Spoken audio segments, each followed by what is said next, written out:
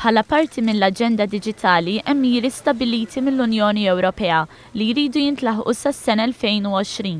Bl-investimenti li wettqet f'dan il-qasam il-kumpanija Melita flimkien ma' oħrajn, Malta diġà rnexxielha tilħaq 2 minn 3 miri, ħafna snin qabel iż-żmien. Il-kap eżekuttiv tal-kumpanija Andrej Torjani spjega li f'Malta ngawdu minn veloċità li tlaħħaq il-100 megabajt kull sekonda mal-pajjiż kollu, kontrarju għal ħafna pajjiżi tal-Unjoni Ewropea fejn l-internet ta' kwalità għolja jinsab biss fi bliet prinċipali. Is-segretarju parlamentari Edward Zammit Lewis qal li dan is-settur huwa wieħed li kontinwament jiżviluppa pass maġġel, immexxi minn żviluppi teknoloġiċi kontinwi u dan jitlob qafas regolatorju dinamiku biex jiġu akkomodati realtajiet emerġenti.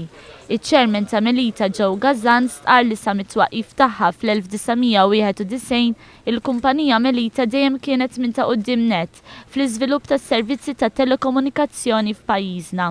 Tantu hekk li mill-2007 l-hawn investit 75 miljun euro f'diversi proġetti u hemm ippjanat li tinvesti 60 miljun euro biex issaħħaħ l-infrastruttura tagħha.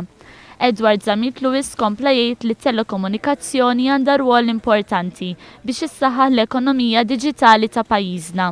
Melita PLC tħaddem 450 impjegat, ġifieri hija importanti ħafna l-ekonomija tagħna. Hija kumpanija li dejjem toħroġ b'innovazzjoni fis-settur tat-teknoloġija, u allura hija importanti ħafna li bħala gvern insostnu daw it-tip ta' negozji li jibqgħu jinvestu. Sostna li dan il-gvern huwa impenjat li appoġġja din l-industrija tat-telekomunikazzjoni biex tkompli toffri iktar aċċess u prodotti aħjar bl-irħas prezzijiet possibbli.